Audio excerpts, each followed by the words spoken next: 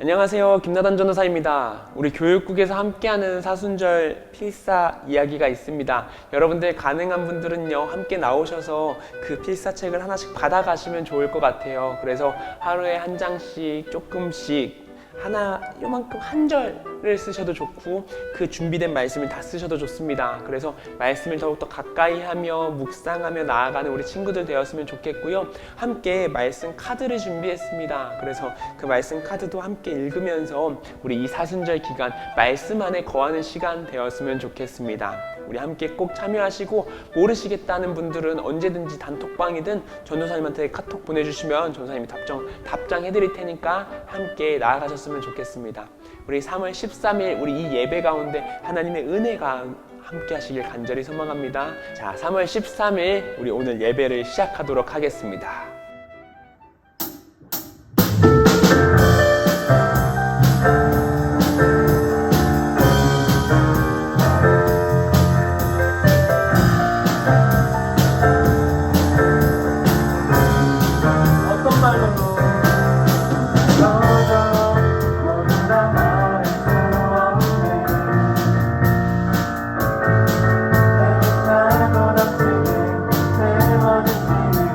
내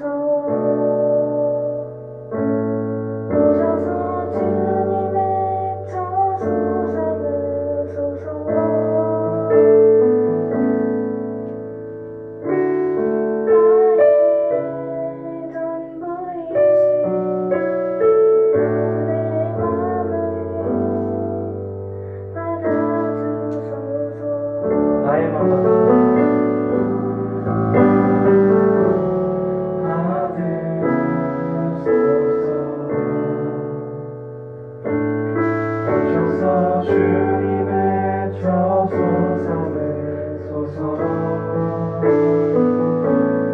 나의 전부이신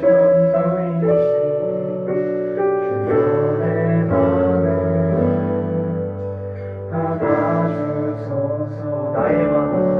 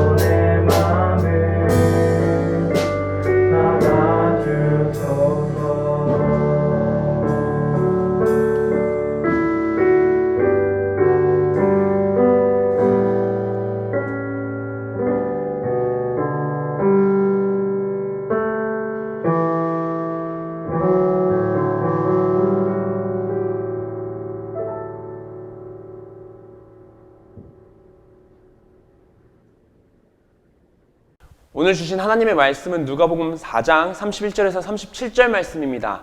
이 말씀을 읽을 때 하나님의 음성을 들으시길 간절히 소망합니다. 갈릴리의 가버나움 동네에 내려오사 안식일에 가르치심에 그들이 그 가르치심에 논란이 이는 그 말씀이 권위가 있음이러라. 회당에 더러운 귀신 들린 사람이 있어 그게 소리질러 이르되 나사렛 예수여 우리가 당신과 무슨 상관이 있나이까? 우리를 멸하러 왔나이까? 나는 당신이 누구인 줄 아노니 하나님의 거룩한 자니이다. 예수께서 꾸짖어 이르시되 잠잠하고 그 사람에게서 나오라 하시니 귀신이 그 사람을 무리 중에 넘어뜨리고 나오되 그 사람은 상하지 아니한지라. 다 놀라 서로 말하여 이르되 이 어떠한 말씀인고 권위와 능력으로 더러운 귀신을 명함에 나가는도다 하더라. 이에 예수의 소문이 그 근방 사방에 퍼지니라. 아멘. 이것은 하나님의 말씀입니다.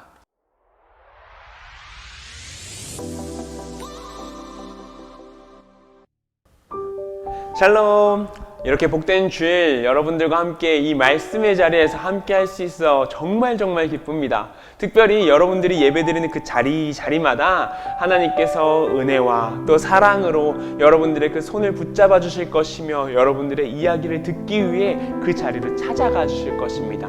우리가 한 주간의 삶을 살아가면서 가끔은 답답하고 힘들 때, 그럴 때 있잖아요. 그럴 때 예배의 자리에 나오는 것만으로도 행복을 경험하시고 회복을 경험하시고 기쁨을 경험하시기를 정말 소망합니다. 이 전사님이 선포하길 원하는데요. 이 선포되어지는 말씀에 여러분들은 다시 한번 다짐하고 내가 그렇게 살아보겠노라 하는 그 정체성을 기억하시는 시간 되셨으면 좋겠습니다. 내가 그렇게 살아가겠습니다, 주님. 이러면서 아멘으로 화답하시면 좋겠습니다. 전사님이 이제 선포할 테니까요. 함께 화답하시겠습니다. 우리는 선한 영향력으로 세상을 비추는 자들임을 선포합니다. 아멘. 어떤 순간에도 하나님을 가장 먼저 바라보는 사람들임을 선포합니다. 아무리 큰 문제가 생기더라도 하나님께 의지함으로 해결하는 친구들임을 다시 한번 선포합니다. 아멘. 항상 하나님의 말씀으로 무장하여 어떤 상황에도 하나님을 기억하는 친구들임을 선포합니다. 아멘. 우리 잠깐 기도하겠습니다. 사랑과 은혜가 충만하신 하나님 아버지, 우리 친구들이 이제 말씀을 듣습니다. 주님께서 주신 말씀을 듣기 위해 지금 이 자리에 섰사오니 주님 말씀하여 주시옵소서. 들을 길을 허락하사 그 말씀 가운데 임하시는 성령의 임재로 말미암아 우리의 삶이 변화되고 우리의 인생이 변화되고 그 말씀으로 저희가 다시 한번 걸어갈 수 있는 힘 더하여 주시옵소서. 거룩하신 예수 그리스도의 이름으로 기도드립니다. 아멘. 자, 이제 우리 두 손 모아서 이 말씀을 함께 읽으며 말씀 속으로 나아가겠습니다. 같이 읽겠습니다. 오늘 이 말씀 가운데 우리의 인생을 변화시킬 하나님의 음성이 있음을 믿습니다. 아멘. 우리가 세상의 그 어떤 것도 아닌 오직 예수 그리스도의 복음으로 변화될 것을 믿습니다. 아멘. 사랑하는 여러분, 성령 안에 거하십시오. 말씀 안에 거하십시오. 은혜 안에 거하십시오. 이 세상 가운데 어떤 상황에서도 하나님의 말씀 안에 거하시길 간절히 소망합니다. 최근 코로나로 인해 우리가 이제 좀 어려운 표현을 많이 가까이 하고 있다는 사실을 알고 계시나요? 중합 효소 연쇄 반응이라는 것을 우리의 삶 가운데 많이 등장하게 되었습니다. 중합 효소 연쇄 반응. 이게 너무 어렵죠. 이걸 간단하게 줄여서 PCR이라고 이야기합니다. 뭐 많이 들어봤죠. 이 PCR이라는 기법은 범죄 현장에서 많이 사용하는 방법인데요. 예를 들어 우리 몸에는 DNA가 존재해서 어떤 물건이나 옷을 만지면 그 DNA가 떨어져서 거기에 흔적이 남게 됩니다.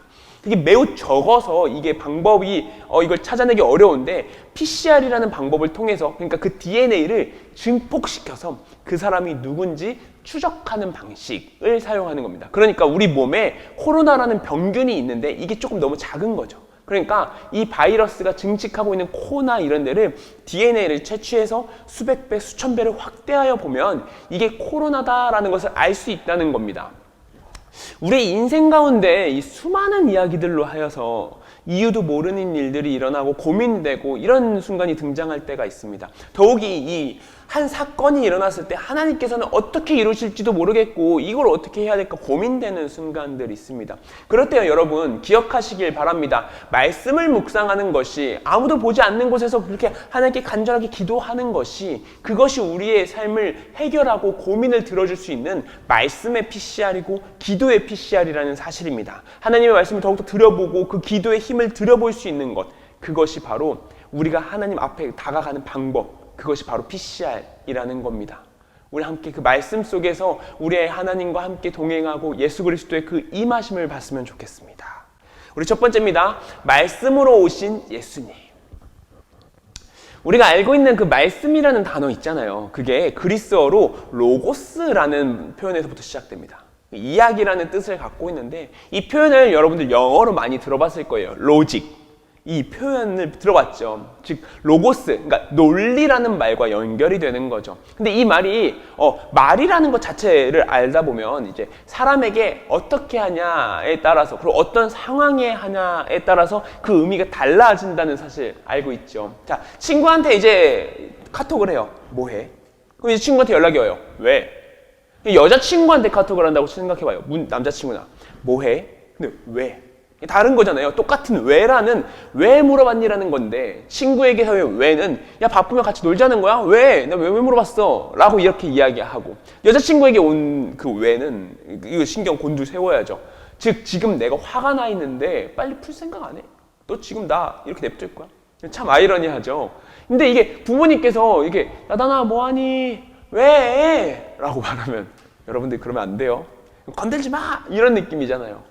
이게 한 가지의 말에도 수많은 의미를 가지고 있다는 겁니다. 근데 특이하게 이 말이라는 것에 어떤 힘의 논리도 작용이 된다는 사실 알고 있었나요? 오늘 말씀에 그 예수님께서 이 모습을 보여주시는데요. 31절, 32절 말씀 같이 읽고 그 깊이로 들어가 볼게요.